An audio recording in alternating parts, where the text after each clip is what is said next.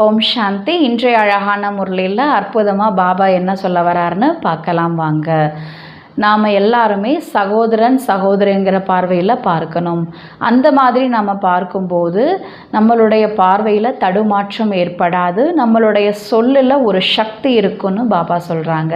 ஈஸ்வரனுடைய பெயரில் இந்த பிறவியில் என்னெல்லாம் காரியங்கள் செய்கின்றோமோ, என்னெல்லாம் கொடுக்கின்றோமோ, அதனுடைய பலனாக அடுத்த பிறவியில் எல்லாமே நம்மளை வந்து சேரும். ஒரு பிடி அவள் கொடுத்து உலக ராஜ்யத்தையே நம்ம அடைகிறோம். நம்மளுடைய பத்மாபத பாகியத்தை நினைத்து நம்ம உள்ளூர மகிழ்ச்சி கொள்ள வேண்டும்.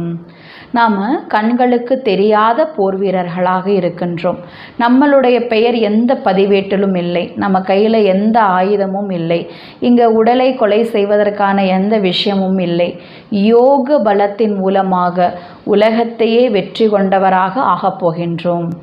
அதனால் இறைவனுடைய நினைவில் நாம் இருக்கணும். இறைவன் பிரியதர்ஷனாக இருக்கின்றார். நாம் எல்லாருமே பிரியதர்ஷினிகளாக இருக்கின்றோம். நம்மளை நற்கதிக்கு கொண்டு செல்வதற்காக இறைவன் வந்திருக்கிறாரு. நமக்கு இப்போ 2 என்ஜின் கிடச்சிருக்குது. ரோல்ஸ் ராய்ஸ் கார் மாதிரி நமக்கு 2 என்ஜின் கிடச்சிருக்கு. வாங்க இன்றைய முரளியை விரிவாக கேட்கலாம். 2/4/2024 காலை முரளி பாப் தாதா மதுபன். தலைப்பு: இனிமையான குழந்தைகளே, பிற சேர்க்கையிலிருந்து விடுவித்து கொண்டு ஒரு சேர்க்கையில் இணையுங்கள். சகோதர சகோதரன் என்ற பார்வையில் பார்த்தால் தேகத்தை பார்க்க மாட்டீர்கள். பார்வை தடுமாறாது. சொல்லில் சக்தி இருக்கும். கேள்வி: தந்தை சிவபாபா குழந்தைகளுக்கு கடனாளியா அல்லது குழந்தைகள் தந்தைக்கு கடனாளியா? பதில்: குழந்தைகளாகிய நீங்கள் அதிகாரிகள். தந்தை உங்களுக்கு கடனாளி. குழந்தைகளாகிய நீங்கள் தானம் செய்கிறீர்கள். எனவே உங்களுக்கு 1க்கு 100 மடங்காக தந்தை தர வேண்டியுள்ளது. ஈஸ்வரன் பெயரில் நீங்கள் என்ன கொடுப்பீர்களோ அதற்காக அடுத்த பிறவியில் கைமாறு கிடைக்கிறது. நீங்கள் பிடி அவள் கொடுத்து உலகத்திற்கே எஜமானர் ஆகிறீர்கள். நீங்கள் எந்த அளவிற்கு பரந்த மனமுடையவராக இருக்க வேண்டும்? நான் பாபாவிற்கு கொடுத்தேன் என்ற எண்ணம் சிறிதும் சிந்தனையில் ஒருபோதும் வரக்கூடாது. ஓம் சாந்தி. இது புருஷோத்தம சங்கமயுகம் என்பதை படவிளக்க கண்காட்சியிலும் மியூசியத்திலும் புரிய வையுங்கள். நீங்கள் மட்டும்தான் புத்திசாலிகள். எனவே எல்லோருக்கும் இது புருஷோத்தம சங்கமயுகம் என்பதை பற்றி எவ்வளவு புரிய வைக்க வேண்டியுள்ளது? மியூசியம்தான் அனைத்து இடங்களிலும் மிகவும் அதிக சேவை செய்யும் இடமாகும். அங்கே அநேகர் வருகின்றனர். நன்றாக சேவை செய்யும் குழந்தைகள் குறைவாக உள்ளனர். அனைத்து சென்டரும் சேவா நிலையமாகும். தில்லியில் ஆன்மீக கண்காட்சி, அதாவது மியூசியம் என்று எழுதப்பட்டுள்ளது. இதில் கூட சரியான பொருள் விளங்கவில்லை. அநேக மக்கள் கேள்வி கேட்கின்றனர், நீங்கள் பாரதத்திற்கு என்ன சேவை செய்து கொண்டிருக்கிறீர்கள்? பகவான் வாக்கு அல்லவா? இந்த உலகம் ஒரு காடு. நீங்கள் இந்த சங்கம யுகத்தில் இருக்கின்றீர்கள். நீங்கள் காட்டை சார்ந்தவரும் அல்ல, பூங்காவனத்தை சார்ந்தவரும் அல்ல. இப்போது பூங்காவனத்திற்கு செல்வதற்காக முயற்சி செய்து கொண்டிருக்கிறீர்கள். நீங்கள் இந்த ராவண ராஜ்யத்தை ராம ராஜ்யமாக மாற்றிக்கொண்டிருக்கிறீர்கள். உங்களிடம் கேள்வி கேட்கிறார்கள், இவ்வளவு செலவிற்கு பணம் எங்கிருந்து வருகின்றது? சொல்லுங்கள். நாங்கள் பிரம்மா குமாரர்களும் குமாரிகளும் சேர்ந்து செய்கிறோம். ராமராஜ்யம் ஸ்தாபனை ஆகிக் கொண்டிருக்கிறது. நாங்கள் என்ன செய்து கொண்டிருக்கிறோம், எங்களது குறிக்கோள் என்ன என்பதை பற்றியெல்லாம் நீங்கள் சிறிது நாட்கள் வந்து தெரிந்து கொள்ளுங்கள். அவர்கள் ராஜாங்கத்தை ஏற்றுக்கொள்வதில்லை. எனவேதான் ராஜாக்களின் ராஜ்யத்தையே அழித்து விட்டார்கள். இந்த சமயம் அதுவும் கூட தமோ பிரதானமாக அடைந்துவிட்டது. எனவே நன்றாக இல்லை. நாடகப்படி அவர்கள் மீதும் குற்றமில்லை. என்னவெல்லாம் நாடகத்தில் உள்ளதோ அந்த நடிப்பையே நாம் நடிக்கின்றோம். ஒவ்வொரு கல்பமும் பாபா மூலமாக ஸ்தாபனைக்கான இந்த நடிப்பு நடைபெறுகின்றது. செலவும் கூட குழந்தைகளாகிய நீங்களேதான் செய்கிறீர்கள். அதுவும் தனக்காகத்தான். ஸ்ரீமத் படி தானே செலவு செய்து தனக்காக சத்யுக ராஜ்யத்தை அமைத்து கொண்டிருக்கிறீர்கள். இது வேறு யாருக்குமே தெரியவும் தெரியாது. வெளியில் தெரியாத போர் வீரர்கள் உங்களுடைய இந்த பெயர் பிரசித்தமானது. உண்மையில் அநேக சேனையில் வெளியில் தெரியாத வீரர்கள் என்று யாருமே இல்லை. சிப்பாய்களுக்காக பெயர் பதிவேடு உள்ளது.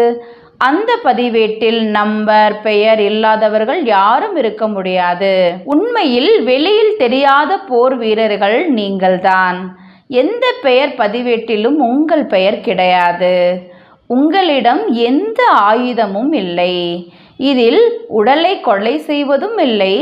யோக பலத்தால் நீங்கள் உலகையே வெற்றி அடைகிறீர்கள். ஈஸ்வர் சர்வ சக்திவான் அல்லவா? நினைவால் நீங்கள் சக்தி பெறுகின்றீர்கள். சதோ பிரதானம் அடைவதற்காக நீங்கள் பாபாவிடம் நினைவை செலுத்துகின்றீர்கள். நீங்கள் சதோ பிரதானம் அடைந்துவிட்டால் ராஜ்யமும் சதோ பிரதானமாக இருக்க வேண்டும். அதைத்தான் நீங்கள் ஸ்ரீமத் படி ஸ்தாபனை செய்கின்றீர்கள். கண்ணில் பார்க்க முடியாது, ஆனால் இருக்கின்றது. அதைத்தான் புலப்படாதது என்று சொல்லப்படுகின்றது. நீங்கள் சிவ பாபாவை கூட இந்த கண்களால் காண முடியாது. நீங்களும் இரகசியமானவர்கள். சக்தியும் இரகசியமாக பெற்றுக்கொண்டிருக்கிறீர்கள். நீங்கள் புரிந்துள்ளீர்கள், நாம் பதீத்தத்திலிருந்து பாவனமாகிக் கொண்டிருக்கிறோம். மேலும் தூய்மையில்தான் சக்தி உள்ளது. சத்யுகத்தில் நீங்கள் அனைவரும் தூய்மையாக இருப்பீர்கள். அவர்களுடைய 84 பிறவிகளின் கதையைத்தான் பாபா கூறுகின்றார். நீங்கள் பாபாவிடமிருந்து சக்தி பெற்று தூய்மை அடைந்து பிறகு தூய உலகில் ராஜ்யம் செய்வீர்கள். தேக பலத்தால் ஒருபோதும் எவருமே உலகை வெற்றியடைய முடியாது. இது யோக பலத்தின் விஷயமாகும். அவர்கள், அதாவது அமெரிக்கா, ரஷ்யா சண்டையிட்டுக் கொள்கின்றன. ராஜ்யம் உங்கள் கையில் வரப்போகின்றது. பாபா சர்வ சக்திவான். எனவே அவரிடமிருந்து சக்தி கிடைக்க வேண்டும். நீங்கள் தந்தையை பற்றியும் அவரது படைப்பின் ஆதி மத்தியம் கடைசி 3 காலத்தையும் தெரிந்து கொண்டுள்ளீர்கள். உங்களுக்கு தெரியும், நாம் தான் சுயதர்ஷன சக்கரதாரி. இந்த நினைவு அனைவருக்கும் இருப்பதில்லை. குழந்தைகளாகிய உங்களுக்கு நினைவிருக்க வேண்டும். ஏனெனில் குழந்தைகளாகிய உங்களுக்குத்தான் இந்த ஞானம் கிடைத்துள்ளது. வெளிமக்கள் யாரும் புரிந்து கொள்ள முடியாது. எனவே சபையில் அமர வைப்பதில்லை. பதீத்த பாவனன், அதாவது தூய்மை ஆக்கக்கூடியவர் பாபாவை அனைவரும் அழைக்கின்றார்கள். ஆனால் தன்னை பதீத்தம், அதாவது தூய்மையற்றவர் என்று யாரும் நினைப்பதில்லை. பதீத்த பாவன் சீதாராம் என்று பாடல் மட்டும் பாடிக்கொண்டிருக்கிறார்கள். நீங்கள் அனைவரும் பிரியதர்ஷினிகள். பாபா பிரியதர்ஷன். அவர் அனைவருக்கும் நற்கதி செய்யத்தான் வந்திருக்கின்றார். குழந்தைகளாகிய உங்களை பாபா அலங்கரிக்கின்றார். உங்களுக்கு 2 என்ஜின் கிடைத்துள்ளது. ரோல்ஸ் ராய்ஸின் என்ஜின், அதாவது உயர்ந்த கார், மிக நன்றாக இருக்கும். பாபாவும் அப்படித்தான். பதீத்த பாவன், வாருங்கள், எங்களை தூய்மை செய்து தன்னோடு அழைத்து செல்லுங்கள் என்று சொல்கிறார்கள். நீங்கள் அனைவரும் அமைதியாக அமர்ந்துள்ளீர்கள். எந்த தாளமும் நீங்கள் வாசிப்பதில்லை. கடினமான விஷயமே இல்லை. நடமாடும் பொழுதெல்லாம் பாபாவை நினைவு செய்து கொண்டே இருங்கள். சந்திப்பவர்களுக்கெல்லாம் வழியை சொல்லிக்கொண்டே இருங்கள். பாபா சொல்கிறார், எனது மற்றும் லக்ஷ்மி நாராயணன், ராதா கிருஷ்ணன் இவர்களின் பக்தருக்கெல்லாம் இதை தானம் வழங்குங்கள். ஆக இழக்கக்கூடாது.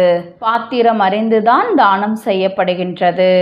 தூய்மையற்ற மனிதர்கள் தூய்மையற்றவர்களுக்குத்தான் தானம் செய்து கொண்டிருக்கிறார்கள். பாபா சர்வ சக்திவான். அவரிடமிருந்து நீங்கள் சக்தி பெற்று உத்தமராகின்றீர்கள். ராவணன் வரும்பொழுது கூட சங்கமம்தான். அது திரேதா யுகத்திற்கும் துவாபர் யுகத்திற்கும் இடையில் உள்ளது. இந்த சங்கமம் கலியுகத்திற்கும் சத்யுகத்திற்கும் இடையில் உள்ளது.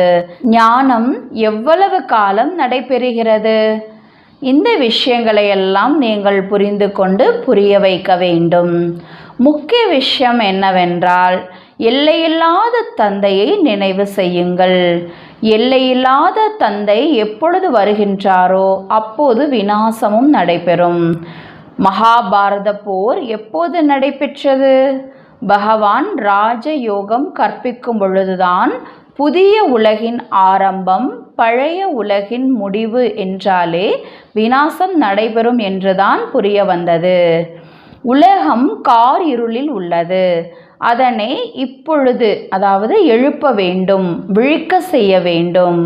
அரை கல்பமாக உறங்கிக் கொண்டிருக்கின்றனர். பாபா புரிய வைக்கிறார். தன்னைத்தான் ஆத்மா என புரிந்து சகோதரன் சகோதரன் என்ற பார்வையில் பாருங்கள்.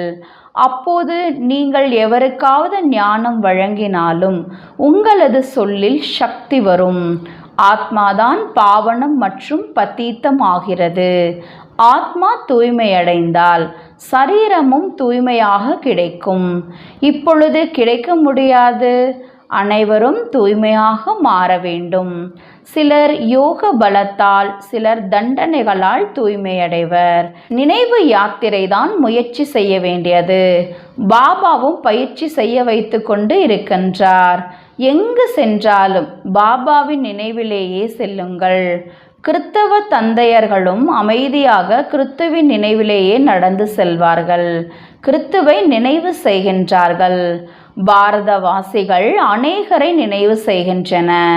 பாபா சொல்கிறார், ஒருவரை தவிர வேறு யாரையும் நினைவு செய்யாதீர்கள். எல்லையில்லாத தந்தையிடமிருந்து நாம் முக்தி மற்றும் ஜீவன் முக்திக்கு உரிமையாளர் ஆகின்றோம். வினாடியில் ஜீவன் முக்தி கிடைக்கிறது. சத்யுகத்தில் அனைவரும் ஜீவன் முக்தியில் இருந்தன. கலியுகத்தில் அனைவரும் ஜீவன் பந்தனத்தில் உள்ளன. இவையெல்லாம் யாருக்குமே தெரியாது. இந்த விஷயங்களை எல்லாம் பாபா குழந்தைகளுக்கு புரிய வைக்கின்றார். பிறகு குழந்தைகள் தந்தையின் பெயரை காப்பாற்றுகின்றன. அனைத்து இடங்களுக்கும் செல்கின்றன. இப்போது நடைபெறுவது புருஷோத்தம சங்கம யுகம் என்பதை அனைத்து மனிதர்களுக்கும் புரிய வைக்க வேண்டியது உங்கள் கடமை. எல்லையில்லாத தந்தை எல்லையில்லாத ஆஸ்தி தர வந்துள்ளார். பாபா கூறுகின்றார், மனதார என்னை நினைவு செய்தால் விகர்மங்கள் விநாசமாகும், பாவம் துண்டிக்கப்படும். இதுதான் உண்மையான கீதை. அதை தந்தை கற்பிக்கின்றார். மனிதர்கள் காட்டிய வழியால் வீழ்ந்து கிடந்தீர்கள்.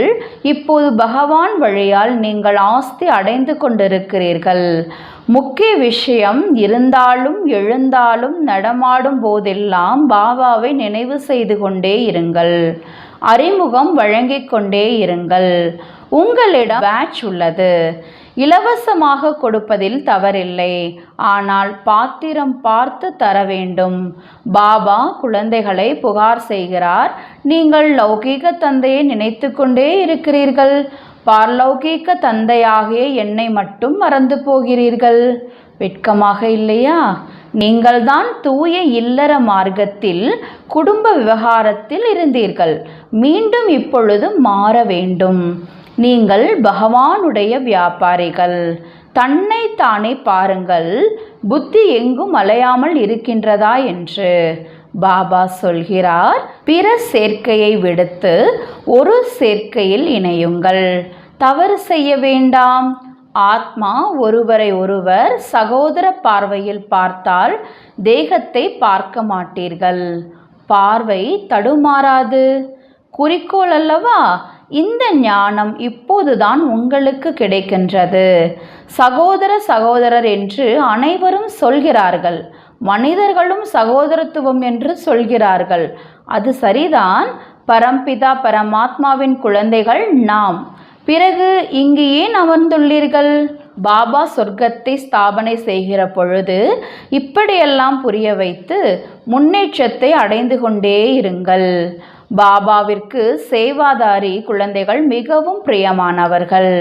சென்டர்கள் திறந்து கொண்டே செல்கின்றன. குழந்தைகளுக்கு ஆர்வம் உள்ளது. அநேகருக்கு நன்மை கிடைக்க வேண்டும் என்று குழந்தைகளும் புரிந்து கொள்கின்றன. ஆயினும் நடத்தி செல்லும் சகோதரிகளும் நல்ல மகாரதிகளாக இருக்க வேண்டும். ஆசிரியர்களும் வரிசை கிரமமாகவே உள்ளன. பாபா கூறுகின்றார், எங்கெல்லாம் லக்ஷ்மி நாராயணன் கோவில், சிவன் கோவில், கங்கை கரை போன்று கூட்டமுள்ள இடங்களிலெல்லாம் சென்று சேவை செய்ய வேண்டும். புரிய வையுங்கள், காமம் மகா எதிரி என்று பகவான் கூறுகின்றார். நீங்கள் ஸ்ரீமத் படி சேவை செய்து கொண்டே இருங்கள். இது உங்களுடைய ஈஸ்வரிய குடும்பம். இங்கே நீங்கள் 7 நாள் பட்டிக்கு வந்து குடும்பத்துடன் இருக்கின்றீர்கள். குழந்தைகளாகிய உங்களுக்கு அதிகமாக மகிழ்ச்சி இருக்க வேண்டும்.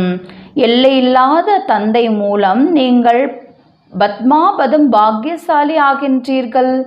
பகவான் கூட பாடம் கற்பிப்பார் என்பது உலகத்தாருக்கு தெரியாது. இங்கே நீங்கள் படிக்கின்றீர்கள். ஆகவே உங்களுக்கு மகிழ்ச்சி அதிகம் இருக்க வேண்டும். நீங்கள் உயர்ந்ததிலும் உயர்ந்த நிலை அடைய படித்து கொண்டிருக்கிறீர்கள். எவ்வளவு பரந்த மனம் வேண்டும். பாபாவுக்கு நீங்கள் கடனை ஏற்றுகின்றீர்கள். ஈஸ்வர் பெயரில் என்ன தருவீர்களோ அதற்காக கைமாறு அடுத்த பிறவியில் பெறுகிறீர்கள். பாபாவிற்கு நீங்கள் அனைத்தையும் கொடுப்பதால் பாபாவும் அனைத்தையும் திருப்பி தர வேண்டும். பாபாவிற்கு நான் கொடுத்தேன், இந்த எண்ணம் ஒருபோதும் வரக்கூடாது. அநேகருக்கு மனதில் வருகிறது, நாம் இவ்வளவு கொடுத்தோம், நம்மை இவர்கள் கவனிப்பதே இல்லை, ஏன்? நீங்கள் பிடி அவள் கொடுத்து உலக ராஜ்யத்தை பெறுகிறீர்கள். ராஜாக்கள் கௌரவமாக இருப்பார்கள். முதலில் பார்க்கும் பொழுது நாம் பார்த்திருக்கின்றோம், அவர்கள் பார்வையிலேயே சொல்லி சென்று விடுவார்கள். அவர்கள் ஒருபோதும் கையால் எடுக்க மாட்டார்கள். செயலாருக்கு சைகை காண்பிப்பார்கள். அப்படியானால் வள்ளலான சிவபாபா எப்படி வாங்குவார்? இவர் எல்லையில்லாத தந்தை. இவருக்கு முன்னால் நீங்கள் பார்வை வைக்கிறீர்கள். ஆனால் பாபா பிரதிபலனாக 100 மடங்கு தருவார். எனவே நான் கொடுத்தேன் என்ற எண்ணம் வரக்கூடாது. எப்பொழுதுமே நாம் பெறுகின்றோம் என்று நினையுங்கள். அங்கே நீங்கள் பத்மா பதம்பதி ஆவீர்கள். நீங்கள் உண்மையில் பத்மாபதம் பாக்கியசாலி ஆகின்றீர்கள். அநேக குழந்தைகள் பரந்த மனம் உடையவராக இருக்கின்றார்கள். சிலர் கருமையாகவும், அதாவது கஞ்சத்தனம் உடையவராகவும் இருக்கின்றன. நாம் பத்மாபதம் பாக்கியசாலி ஆகின்றோம். நாம் அதிக சுகத்தை அடைகின்றோம் என்று புரிந்து கொள்வதில்லை. பரமாத்மா தந்தை மறைமுகமாக இருக்கும்போது, அதாவது பக்தியில் மறைமுகமாக அல்பகால பலனை தருகின்றார். இப்போது நேருக்கு நேராக வந்திருக்கும் பொழுது 21 பிறவிகளுக்கு பலன் தருகின்றார். சிவபாபாவின் பண்டாரா நிரம்பி இருக்கும் என சொல்லப்படுகின்றது. பாருங்கள், எவ்வளவு குழந்தைகள் இங்கு யார் என்ன தருகிறார்கள் என்பது கூட தெரியாது. பாபாவிற்கு தெரியும். பாபா யாரிடம் குடிக்கொண்டுள்ளாரோ, பிரம்மா பாபா, அவருக்கு தெரியும். முற்றிலும் சாதாரணமாக இருக்கின்றார். இந்த காரணத்தால் குழந்தைகள் இங்கிருந்து வெளியில் சென்றவுடன் அந்த மகிழ்ச்சி மறைந்து போகின்றது. ஞானம் யோகம் இல்லாததால் சச்சரவு நடந்து கொண்டே இருக்கின்றது. நல்ல நல்ல குழந்தைகளை கூட மாயை வீழ்த்தி விடுகிறது. மாயை முகத்தை திருப்பி விடுகின்றது. சிவபாபா இவரை சந்திக்க நீங்கள் வந்துள்ளீர்கள் என்றால் அவரை நீங்கள் நினைவு செய்ய முடியாதா? உள்ளூர மகிழ்ச்சி அளவில்லாமல் இருக்க வேண்டும். நீங்கள் வந்துவிட்டால் நாங்கள் உங்களுக்கே குழந்தையாகி விடுவோம் என்று யாரிடம் சொல்லி வந்தீர்களோ அந்த நாள் வந்தது. இன்று பகவானே வந்து தத்தெடுக்கும் பொழுது எவ்வளவு அதிர்ஷ்டசாலிகள் என்று சொல்வது? மகிழ்ச்சியில் இருக்க வேண்டும். ஆனால் மாயை மகிழ்ச்சியை இழக்க வைத்து விடுகிறது. நல்லது. இனிமையிலும் இனிமையான தேடி கண்டெடுக்கப்பட்ட செல்ல குழந்தைகளுக்கு தாயும் தந்தையும் ஆகிய பாப் தாதாவின் அன்பு நினைவுகள் மற்றும் காலை வணக்கம். ஆன்மீக குழந்தைகளுக்கு ஆன்மீக தாய் தந்தையின் நமஸ்காரம். ஆன்மீக தாய் தந்தைக்கு ஆன்மீக குழந்தைகளினுடைய நமஸ்தே நமஸ்தே நமஸ்தே. தாரணைக்கான முக்கிய சாரம்: பகவான் நம்மை தத்தெடுத்துள்ளார். அவரே நமக்கு ஆசிரியராகவும் பாடம் கற்பித்து கொண்டிருக்கின்றார். தனது பத்மாபதம் பாக்கியத்தை நினைவு செய்து மகிழ்ச்சியில் இருக்க வேண்டும். 2. நாம் ஆத்மா, சகோதர சகோதரர்கள். இந்த பார்வை உறுதியாக்க வேண்டும். தேகத்தினை பார்க்கக்கூடாது. பகவானுடன் வியாபாரம் செய்த பிறகு புத்தியை அலையவிடக்கூடாது. வரதானம்: இந்த அலௌகீக வாழ்க்கையில் சம்பந்தத்தின் சக்தி மூலமாக அழியாத சிநேகம் மற்றும் சகயோகத்தை பெற்றுவிடும் சிறந்த ஆத்மா ஆவீர்களாக.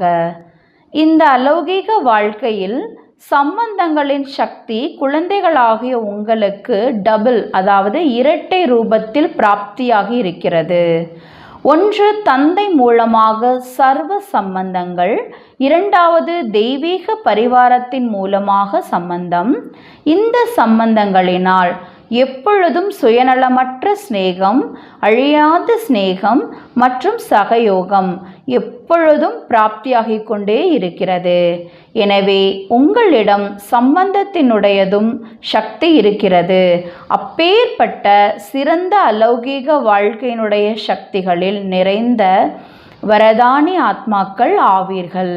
எனவே அர்ஜி வேண்டுகோள் விடுப்பவர்கள் அல்ல, ஆனால் எப்பொழுதும் ராஜி திருப்தியாக இருப்பவர்கள் ஆவீர்கள். ஸ்லோகன்: எந்த ஒரு பிளான் அதாவது திட்டத்தை விதேகி அதாவது தேக உணர்விலிருந்து விடுபட்டு சாட்சி அதாவது பார்வையாளராகி சிந்தியுங்கள் மற்றும் ஒரு நொடியில் பிளெயின் தெளிவான நிலையை அமைத்து கொண்டே செல்லுங்கள். ஓம் சாந்தி.